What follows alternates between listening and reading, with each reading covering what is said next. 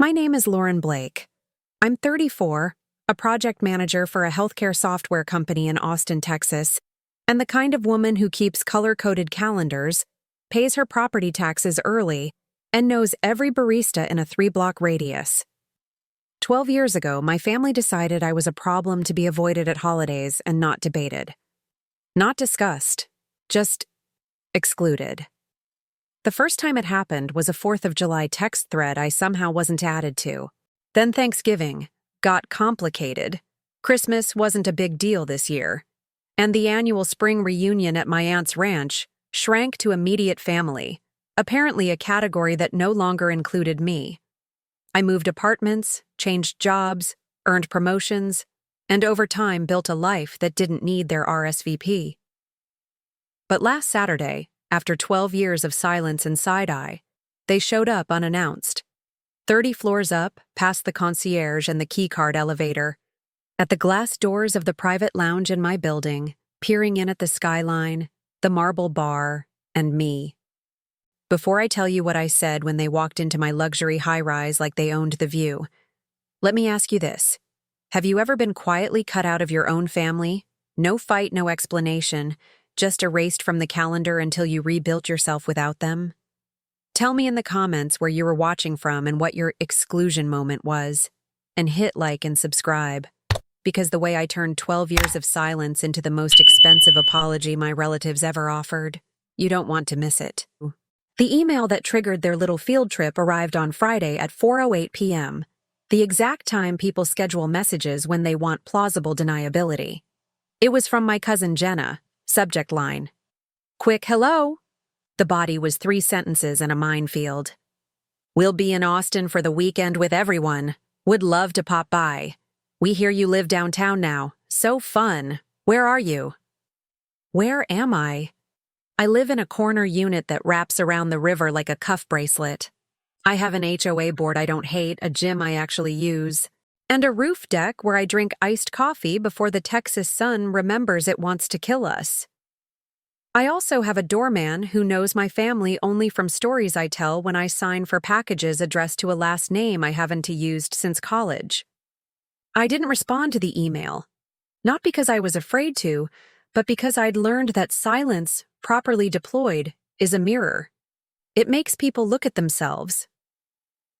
By Saturday evening, my phone lit up with a blocked call I ignored, then a text from an unknown number.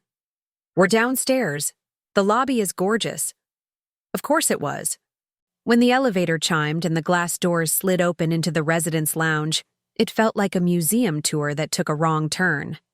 There they were, Aunt Valerie in her floral cardigan, Uncle Dan adjusting his golf cap like we were on a course, my mother wearing the careful smile she saves for funerals and public-facing apologies, my father not meeting my eyes, Jenna with her omnipresent tote, and 2 other cousins whose names I knew, but stories I didn't, because no one told me any for 12 years. "Lauren!" Aunt Valerie sang, inspecting the room as if I were the decor.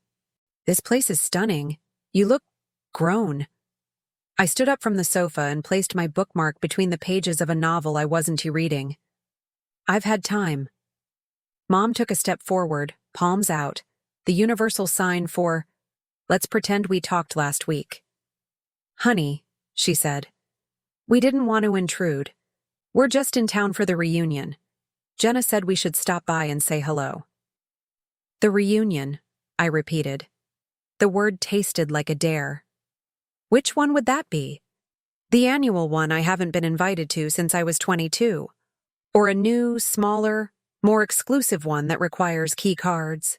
Dad cleared his throat the way he does when he's about to deliver a lesson.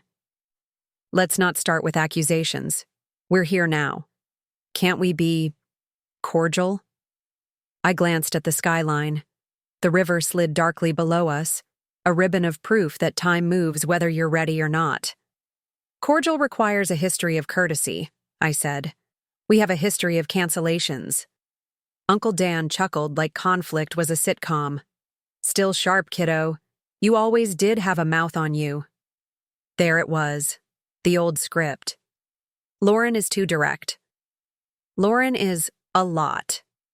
The last family reunion I attended, I asked why my cousin's new boyfriend made jokes about my scholarship, and my aunt suggested I should let things go if I wanted to fit in. They stopped inviting me after that. The official reason was that schedules were crazy. The real reason was simpler. I made their comfort expensive. Jenna tried for a gentler tone. We just wanted to see you and your new place. We heard you've done really well. From whom? I asked. Who's been keeping track? Mom's smile wobbled. We see things online. Your LinkedIn, the pictures. Ah, yes. The pictures. The promotion celebration at the rooftop restaurant. The charity gala where I wore a dress that made strangers message, "You look happy." A selfie with my new car I promised myself after 10 years of driving something whose air conditioning only worked when the moon was in Capricorn. Jenna inched toward the floor-to-ceiling windows. Is that the river? And the stadium? She looked hungry, the way people look at pastries they gave up years ago. Do you have a balcony? Yes, I said, with no room for 12 extra chairs. Mom flinched at the number. We thought, she said softly, maybe we could all go to dinner. It's been so long, and we heard your building has a private lounge. It does, I said, for residents and their guests. We're your guests, Aunt Valerie chirped. Are you? I asked and let the question sit. 12 years of me not being a guest at anything they hosted. 12 years of photos framed by people who spoke our last name like a password I didn't know. 12 years of gentle little lies. We thought you were busy. You moved so far we didn't want to burden you. That somehow always landed me on the outside of group texts and inside jokes. I gestured toward the bar. There's sparkling water. Help yourselves. I didn't offer wine, or the catered appetizers I knew the concierge could still send up if I called. I wanted them sober enough to remember every word. Dad folded his arms. This building's impressive. You did all this by yourself? Yes, I said. With no committee meetings. A beat of silence passed between us, thick with all the things none of us had said in a decade. Then Mom tried again, voice small. We made mistakes, Lauren. Plural, I said. We didn't know it would go this long, she added. 1 year turned into 2, then it became a habit, I said. Like biting your lip or ignoring your daughter. For the first time, someone besides me looked ashamed. It wasn't my mother. It was Jenna. She set her tote down and leaned her forehead against the glass, exhaling fog onto the skyline. We were wrong, she whispered. But we're here now. Can we start over? I looked at the people who had taught me that absence is a language, and I decided, in that quiet, that if we were going to start anything, it would be on my terms, in my house, with my rules. 12 years had taught me how to build. Now I would teach them how to knock. Maybe, I said. But first, you're going to hear a story. I pointed to the seats arranged around the low table like a council. Sit. Listen. And when I'm finished, if you still want to eat together, I'll make a reservation. If not, the concierge will be happy to call you a car. I saw Dad bristle. I saw Mom swallow. I saw Aunt Valerie's calculation and Uncle Dan's bored shrug. I saw Jenna's hope, a small, stubborn light. Because this time, I added, I host, and I set the agenda. The city lights blinked like a new constellation. I opened my notebook, the one where I keep receipts, not of purchases, but of moments. And I began at the beginning. If you really want to understand why their sudden reappearance after 12 years cuts so deep, you need to know who I was before I became the woman standing in that luxury lounge. I grew up in Plano, Texas, the middle child of 3. My brother Mark was the golden boy, the kind of kid who got a standing ovation at every little league game and a scholarship handshake from the principal before he even applied. My younger sister Rachel was the delicate one, all ballet recitals and, don't upset her, she's sensitive. Me? I was the one who made honor roll without a tutor, the one who asked questions at the dinner table nobody wanted to answer, and the one who ended up clearing dishes when conversations got too heated. From the outside, we looked picture perfect. Suburban home, backyard BBQs, and Christmas cards that showed us lined up by height like stair steps. But the cracks were there. My parents thrived on appearances, not accountability. Conflict was smoothed over with casserole dishes and fake smiles. Anyone who pushed too hard or who pointed out the flaws got quietly labeled difficult. That label stuck to me like duct tape. The last reunion I attended was when I was 22. It was at Aunt Valerie's ranch in the hill country, the kind of place where cowboy hats outnumber wine glasses. I had just graduated from the University of Texas, summa cum laude, with a degree in business administration. I was proud, maybe a little too proud for their taste. I remember Jenna introducing her new boyfriend at the time, a slick finance intern who laughed too loudly at his own jokes. At dinner, he made a comment about how people like me, scholarship kids, should be grateful for scraps because nothing in life is free. Everyone laughed, everyone but me. I looked at him and asked calmly, "What's funny about someone working hard for opportunities your daddy's checkbook handed you?" The table went silent. My mom's fork clattered. My dad cleared his throat. And Aunt Valerie, with that tight smile of hers, leaned in and said, "Lauren, honey, sometimes it's best to let things go if you want to fit in."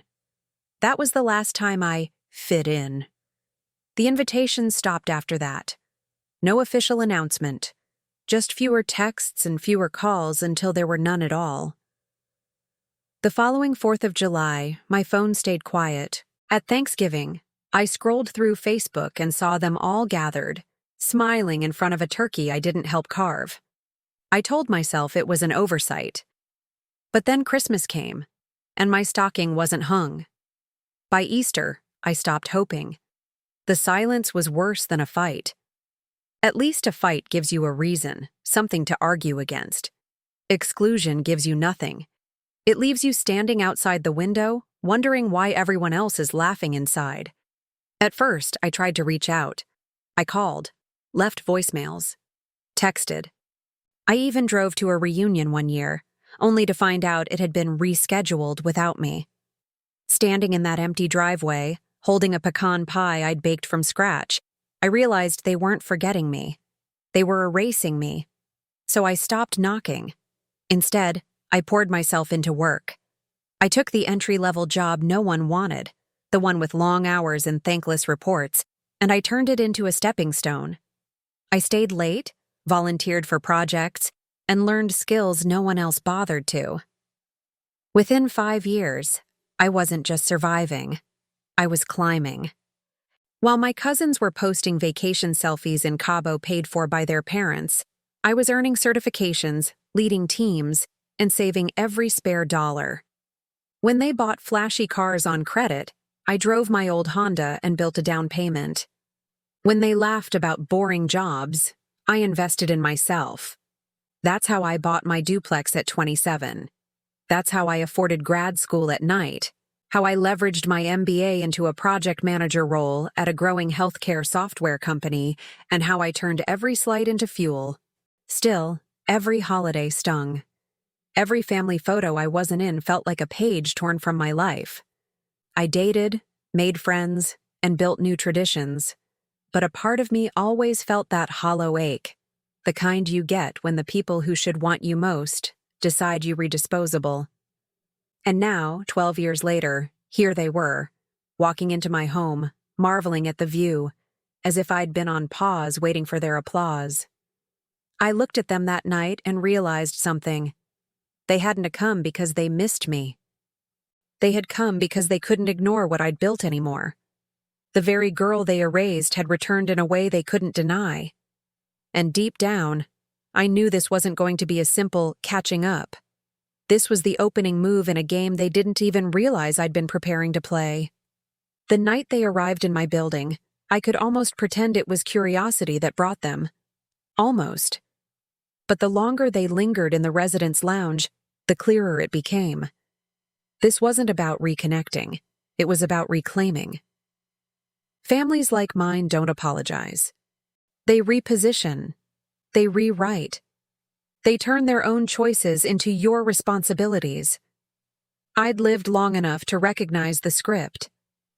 Jenna spoke first, adjusting her toad on the arm of the sofa like it was a prop in a staged photo.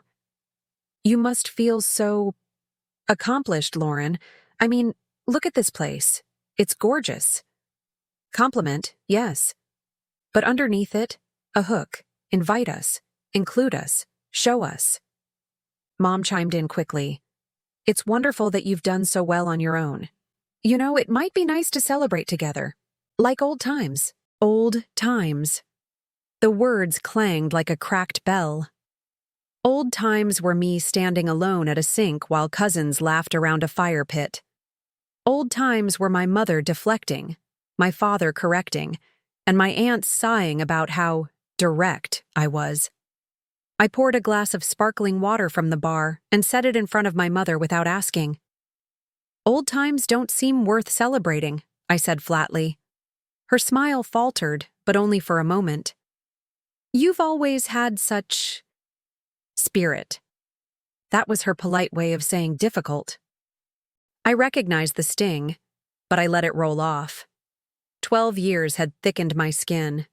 Uncle Dan was less subtle. Well, now that you're settled, maybe you'll finally join us again. We've all missed you. I raised an eyebrow. Missed me? Is that what we're calling 12 years of silence? The room stiffened. Jenna tried again, voice sugar-sweet. We really thought you were busy, Lauren. Always working, always chasing something. We didn't want to be in the way. There it was. The lie wrapped in concern. My absence wasn't their choice. It was my ambition. A neat rewrite of history that turned neglect into mercy. I leaned back, crossed my legs, and let the silence stretch until they shifted uncomfortably. Busy people still eat dinner, I said. Busy people still answer calls. Busy people don't disappear from family photos unless someone decides to crop them out. No one spoke. The skyline filled the pause, bright and indifferent. Rachel, my younger sister, hadn't come with them. I noticed that. I wondered if she even knew they were here. She and I had messaged once, years ago, a neutral happy birthday that ended in dots and ellipses. She wasn't brave enough to stand against them, but maybe she wasn't cruel enough to stand with them either. Dad finally broke the silence. Let's not dwell. We're here now, and that's what matters. But that wasn't true. What mattered was the 12 years that carved a canyon between us. What mattered was every holiday I spent cobbling together Friendsgiving with coworkers, every Christmas where I sent myself flowers so the delivery guy wouldn't see an empty door. What mattered was the silence that became a language. Still, I nodded slowly. Here now, I repeated. So what is it you want? Aunt Valerie pursed her lips. Want? We just wanted to see you. It was almost convincing until Jenna blurted, and the building. We've never been inside one like this. There it was. Curiosity. Envy. The magnetic pull of status. They hadn't come to reconnect. They'd come to measure. Impressive, isn't it? I said coolly. Funny how much you can accomplish when you don't have family obligations. Mom winced, but Dad scowled. That's uncalled for. Is it? I asked. Or is it just accurate? The tension thickened. I could feel it curling around us, invisible but undeniable. They shifted in their seats, not because they wanted to leave, but because they realized they weren't controlling the story anymore. Early signs of conflict are easy to miss when you're desperate for reconciliation. But I wasn't desperate. I'd learned to read between their lines, to see the small slights that foreshadowed bigger betrayals. They spoke of catching up, but what they wanted was access. To my life, to my success, to my space. And as I looked at them sipping my sparkling water and peering at my view, I knew this wasn't a one-night inconvenience. This was the beginning of their attempt to reinsert themselves into my world on their terms. But what they didn't know was that I had spent 12 years preparing for this moment. 12 years learning how to set boundaries sharp enough to cut. 12 years building a fortress disguised as a home. The conflict had begun, and this time, I wasn't the one on the outside. For a moment, I thought maybe the night would end with awkward small talk, a few forced hugs, and a ride back to whatever budget hotel they'd booked. I was wrong. The betrayal didn't arrive in whispers. It came with the clatter of entitlement, bold and unashamed. It was Aunt Valerie who laid the first stone. She set down her glass and said, "Lauren, this place really is too big for one person. Don't you ever get lonely up here?" I blinked. Lonely? She smiled, tight and deliberate. "Well, you know, a home like this should be filled with family." I felt my stomach knot. It wasn't admiration. It was a suggestion. Jenna jumped in, eyes bright with faux innocence. "Actually, we were talking earlier. It would be amazing if we could all gather here for the reunion next year. There's so much space, and the view is incredible. Everyone would finally get to see you again." There it was. Not an invitation, but an appropriation. My space, my home, my life turned into their backdrop. I let out a slow breath. "You want to use my home for a reunion I wasn't invited to for 12 years? Mom's voice went soft, conciliatory. "It could be a fresh start, sweetheart. A way to bring everyone back together." "Back together?" I repeated. "We were never together. You cut me out." Dad bristled. "Don't exaggerate. Families go through phases." I laughed once, sharp and bitter. "Phases don't last over a decade." The room went still, but the performance wasn't over. Aunt Valerie leaned forward, lowering her voice like we were conspiring. "Look, Lauren, you've clearly done very well for yourself. We're proud, truly. But don't you think it's time you gave back a little? Shared what you've built?" I froze. There it was, the naked betrayal. They hadn't come to reconcile. They'd come to claim. "Gave back?" I asked. "Gave back to the people who erased me? Who pretended I didn't exist for 12 years, Mom interjected, desperate to soften the blow. "No one erased you, honey. We just didn't want conflict." "You erased me," I snapped. "And now you want to eat hors d'oeuvres on my balcony and pretend we were family again." Uncle Dan shrugged. "Isn't that what family does? We forgive, we forget." "No," I said coldly. "That's what abusers do. They demand forgiveness so they never have to change." The words hung in the air like a gavel strike. And then Jenna, always the opportunist, delivered the final cut. "We thought maybe, since you have so much space, you could host a few of us for a while. Just until things settle down. Hotels are expensive, you know." The audacity stole my breath. They hadn't just excluded me. They hadn't just rewritten history. Now they wanted to move into my life like nothing had happened. I stared at her, incredulous. "You want to stay here, in my home?" She nodded eagerly. "Just temporarily. It would mean so much to Mom and Dad, and to all of us." I felt the betrayal like a blade, sharp, but not surprising. Because the truth is, people who discard you rarely regret it. They regret when discarding you stops working in their favor. I stood, my pulse hammering in my ears. 12 years ago, you made it clear I didn't belong. And now you want to move in? To take over my space, my peace, my life? You have no idea how insulting this is. Mom's voice cracked, trembling with guilt. Or maybe just fear of losing access. "Lauren, don't be cruel. We just want to be close again."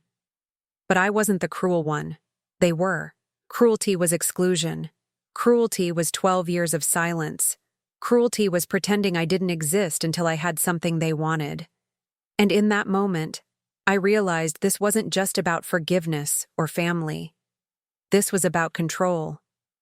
And if they thought they could steal back into my life on their terms, they were about to learn how wrong they were. Because I had been betrayed before. But this time, I wasn't powerless. This time, I was ready. I don't remember standing up, but suddenly I was on my feet, towering over them in the lounge's soft amber light. My voice wasn't raised, not yet, but the weight in it made even Uncle Dan stop smirking. 12 years, I said slowly.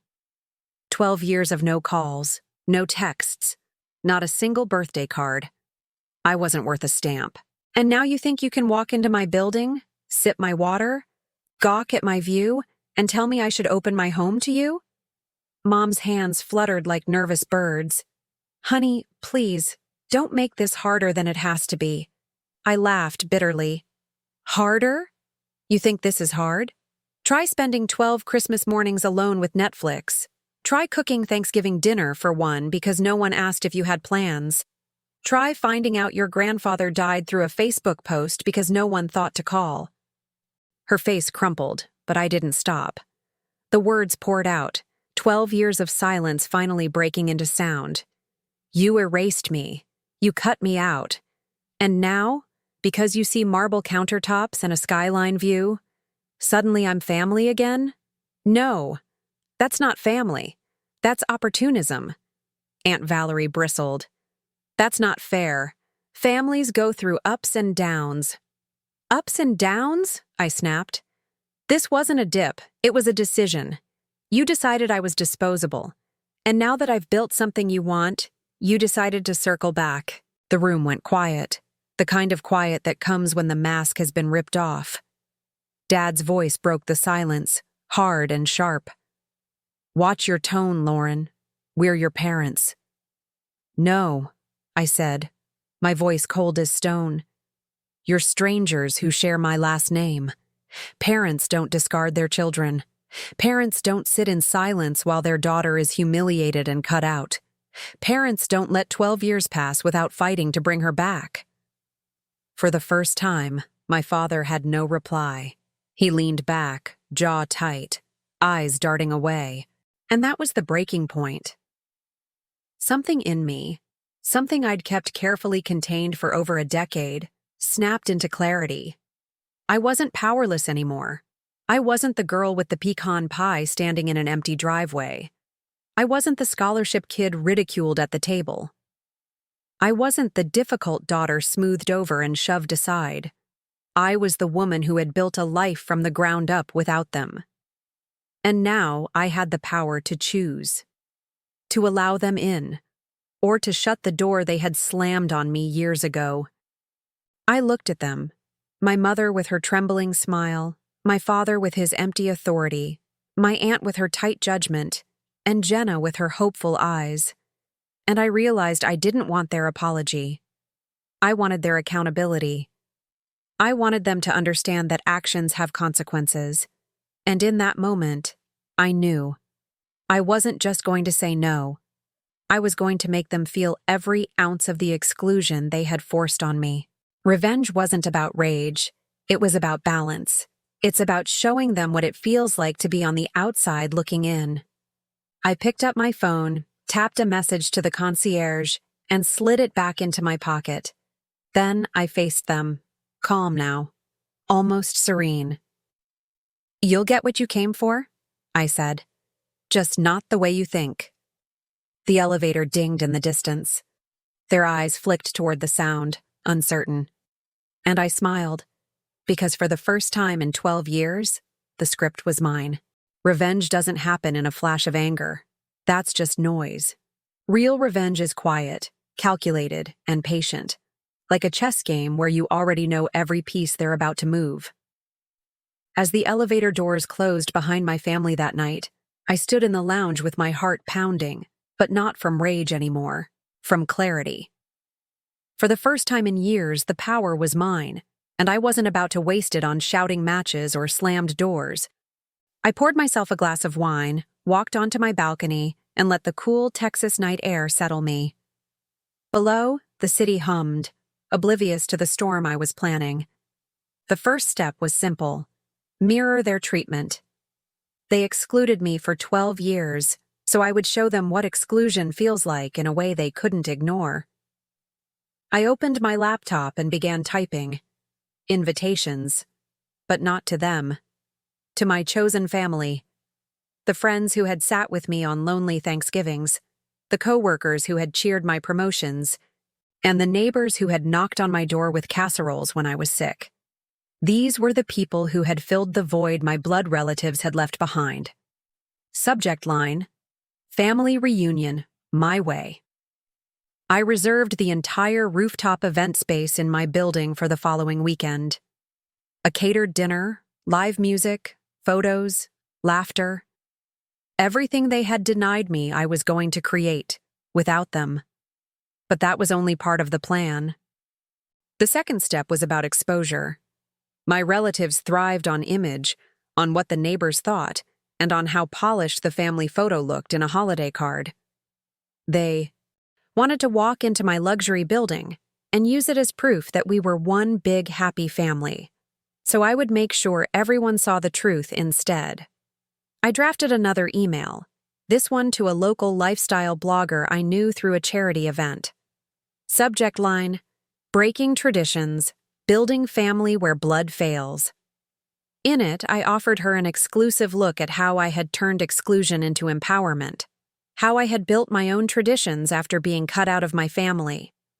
I knew she would jump at the human interest angle. And the third step, the final stroke, was about confrontation. Not the messy, screaming kind, the surgical kind. I arranged a dinner reservation at the most exclusive steakhouse in town, a place with a 6-month wait list unless you happen to know the manager personally, which I did. I booked a private dining room for 12, under my family's name. When the night came, they would arrive expecting to bask in luxury on my dime. Instead, they would be told that the room had been reserved in their honor, by me, and then promptly canceled. The message would be clear: I control the guest list now. You don't get to decide who belongs. The more I refined the plan, the calmer I felt. This wasn't about petty vengeance. It was about justice, about balance, about finally closing the loop on 12 years of pain. I could already imagine their faces. Aunt Valerie realized she wasn't the hostess anymore. Uncle Dan sputtering at the loss of control. Jenna's eyes widened as she grasped that my success wasn't an open door for her convenience. And my parents, my mother and father, were forced to sit with the consequences of choosing silence over their daughter. But the best part? I didn't need to raise my voice. I didn't need to hurl insults or make threats. All I had to do was what they did to me: close the door, exclude, and let them feel the echo of the emptiness they'd given me for over a decade. I leaned back in my chair, glass of wine in hand, the city lights sparkling like 1,000 tiny accomplices. For the first time, I felt something I hadn't felt in years. Not anger, not bitterness, satisfaction. Because revenge wasn't about hurting them. It was about teaching them, and class was about to begin. The first strike wasn't loud, it wasn't dramatic, it was quiet, elegant, and unmistakable. A week after their uninvited visit, my family reunion My Way party came to life on the rooftop of my building. The terrace glittered under string lights, the city skyline painting a backdrop that made every photo look like a magazine spread. A jazz trio played soft standards.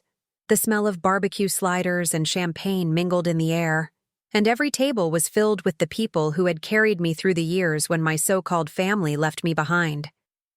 I looked around at my chosen family, co-workers who became friends, neighbors who became confidants, and a couple of mentors who had treated me like a daughter. They weren't placeholders. They were proof that love isn't bound by blood. We took photos, clinked glasses, and laughed until our sides hurt. And for the first time in 12 years, I didn't feel the sting of being excluded. I felt the joy of excluding those who had excluded me. The next morning, I uploaded an album to social media.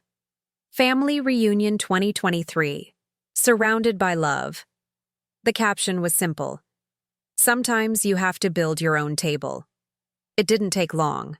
Within hours, the likes and comments poured in. Friends cheered, and acquaintances nodded at the sentiment. And then, quietly, I noticed something else. Views from accounts with familiar last names. Relatives who hadn't spoken to me in over a decade were scrolling through every photo, watching me surrounded by people who actually valued me. By evening, Jenna texted me. "Looks like you had a party? Without us?" I stared at the message, a bitter smile curling my lips. Without you. 2 words. I had lived for 12 years. Yes, I replied. With my family. I didn't elaborate. I didn't explain. Silence had been their language. Now it was mine. That was the first win. Small, subtle, but sharp. The second came 2 days later when the lifestyle blog post went live. Redefining Family, How One Woman Built Her Own Traditions After Being Cut Out. The article quoted me generously, my words laid bare for anyone to read. Family isn't about DNA. It's about who shows up. I stopped begging for a seat at their table and built my own. It didn't name names, but it didn't need to. My relatives were careful about their image in town, and this story spread faster than wildfire in dry grass. By the end of the week, Mom called. For the first time in years, her voice was hesitant and small. "Lauren, did you talk to a journalist?" I sipped my coffee and stared at the river outside my window. I told my story. She exhaled shakily. "People are asking questions. It doesn't look good." I let the silence stretch, savoring the irony. Doesn't feel good either, does it? That was the second win. Exposure. But the third, the one that tasted sweetest, was still waiting in the wings. The steakhouse dinner. I confirmed the reservation under my father's name, complete with the note, "Celebrating family reunion after 12 years. Then I canceled it an hour before. The day of, I got a notification that the restaurant had tagged the family reunion reservation on Instagram stories, one of those promotional snapshots of their private dining rooms, elegantly set with candles and wine glasses. I knew my family would see it, show up, and expect the celebration. And when they did, the maitre d' would inform them that the room had been canceled by their daughter. It was petty. It was pointed. It was perfect. As I sat back on my couch that evening, the skyline glowing outside my window, I felt something shift inside me. For years I had been chasing their approval, mourning their rejection. Now I didn't need either. I had power. And once you taste that kind of freedom, there's no going back. The small wins had given me momentum. Now, it was time for the big execution. Saturday night, the city was buzzing, and so was my phone. I had spent the day calmly, mani-pedi in the morning, yoga in the afternoon, and a quiet glass of wine on my balcony as the sun dipped below the skyline. Meanwhile, across town, my family was no doubt ironing outfits, fixing hair, and rehearsing smiles for the reunion dinner they thought was waiting at Harper's Prime, the most exclusive steakhouse in Austin. The reservation was under my father's name. Private dining room, 12 seats. The words "family reunion" were printed neatly in the book. At 7:30 sharp, I got the first text, from Jenna. "We're here. This place is incredible. Can't wait to see you. Are you on your way?" I smiled and set my phone face down. No reply. I imagined it. My family walking through the doors, greeted by a maitre d' with a clipboard, ushered toward the private wing. I imagined their pride, their smug satisfaction. "See? Lauren's finally bringing us back in." We always knew she'd come around. But then the script would twist. Because when they reached the room, there would be no candles, no wine, and no meal waiting. Only the maitre d' apologizing with perfect courtesy. "I'm so sorry.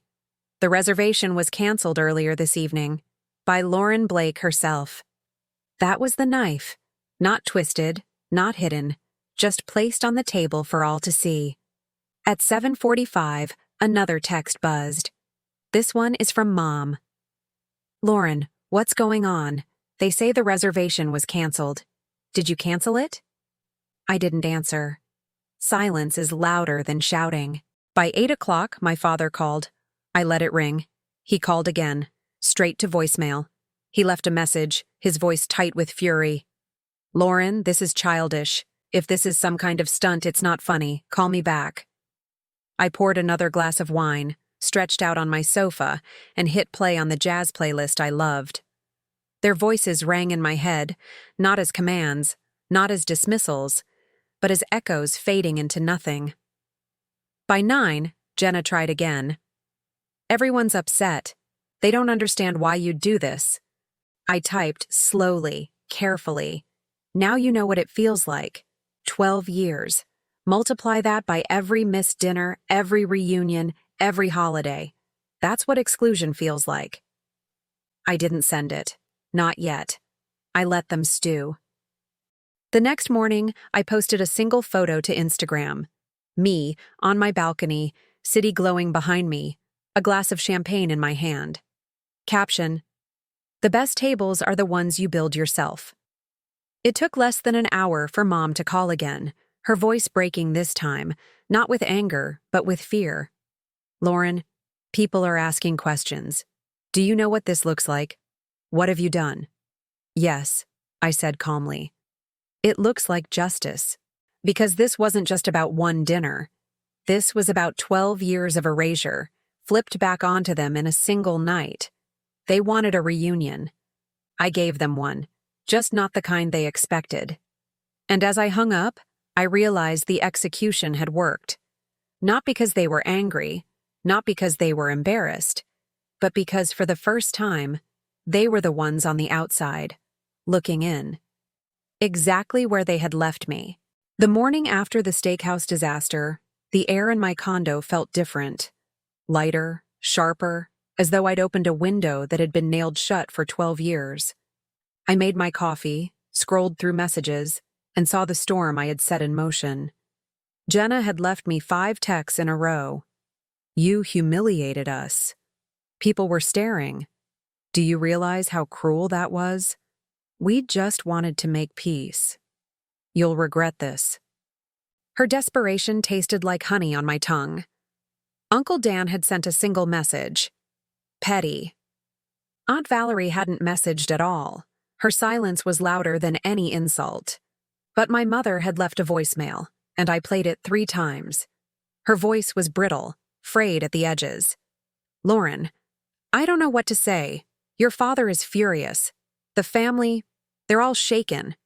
I know we hurt you, but this feels like war. Please, honey, don't do this. We can fix it." I closed my eyes, letting the words wash over me. We can fix it. Fixing was something they should have thought about 12 years ago, when I stood outside an empty ranch house with a pie in my hands. Fixing was something they could have done with one phone call, one text, or one effort. But they hadn't. And now? Now, they wanted the repair without the cost. By noon, the blog article had been shared across Facebook. Comments rolled in, strangers cheering me on, women writing paragraphs about being cut out of their families, and men admitting they'd been the forgotten sibling. My story wasn't just mine anymore. It had become a mirror for everyone who had ever been excluded, and my relatives saw it too. I knew because Jenna screenshotted the article and sent it to me, followed by, "Why would you air dirty laundry to the world? Do you know how this makes us look?" Yes, I did. That was the point. By evening, the calls had stopped. Silence returned, but this time it wasn't mine. It was theirs. The roles had reversed. I walked through my condo that night, fingertips brushing against marble counters, glass windows, and leather chairs. Every object, every surface, was a reminder of what I'd built without them. They hadn't lifted a finger to help me, but now they couldn't stop staring at the results. Still, a quiet part of me ached. Not regret, never that, but grief. Grief for the years I lost. Grief for the family moments that would never return.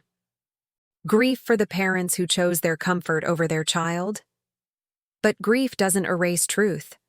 And the truth was this. I was free. The aftermath of revenge isn't fireworks. It's silence. The silence of people finally realizing they can't control you anymore. The silence of knowing the game is over. That week, my father sent one last message, short and cold. "You've made your point. Don't contact us again." I laughed when I read it. I hadn't contacted them in 12 years. They had come to me. They had walked into my building, my life, uninvited. And now, when the mirror showed them their own reflection, they fled. It was poetic. It was perfect. I poured myself another glass of wine, stood on my balcony, and watched the city glitter beneath me. For once, I didn't feel like the outsider. I was the host, the gatekeeper, the one holding the keys. And I knew this wasn't the end of the story. The true ending was still to come. The resolution, the moral, the lesson I wanted the world to hear. But for now, the aftermath was enough. The city lights were soft that night, twinkling against the dark Texas sky like quiet applause. I stood on my balcony with a glass of champagne in hand and thought about the girl I had been 12 years ago, the one who drove 2 hours to a family reunion only to find an empty driveway and a note about schedules changing. The girl who cried into a pecan pie she'd baked from scratch, wondering why she wasn't enough. That girl deserved better, and I had finally given it to her. Revenge hadn't fixed the past. Nothing could restore the birthdays, holidays, and milestones my family had stolen by leaving me out. But revenge had given me something just as valuable. Closure. A way to end the silence on my own terms. A way to prove, to them and to myself, that exclusion is not the end of a story. Sometimes, it's the beginning. In the weeks after the steakhouse incident, the phone calls stopped. The texts stopped. The silent judgment, the one I'd felt for years, even from miles away, finally ended. My family didn't try to insert themselves into my life again. Maybe they were ashamed. Maybe they were angry. Maybe they finally understood. And I realized something. I didn't need their apology. I didn't need their acceptance. I had built a family of my own. Friends who showed up, mentors who guided me, neighbors who cared, people who chose me, not because they had to, but because they wanted to. That was the moral of my story. Blood makes you related, but effort makes you family. So if you're listening to this, if you've ever been cut out, ignored, or erased by the people who were supposed to love you most, hear me. You are not broken. You are not disposable. You are not alone. You can build your own table. You can choose your own family. And one day, the people who threw you away may come knocking. When they do, you'll be the one holding the key. Now I want to hear from you. Have you ever been excluded by your family or someone you thought would always be there for you? How did you handle it? Share your story in the comments below because your voice matters. And before you go, don't forget to hit like, subscribe, and ring that notification bell. There are more stories of betrayal, justice, and transformation that you won't want to miss. Because sometimes the sweetest revenge is simply living well enough that they can't look away.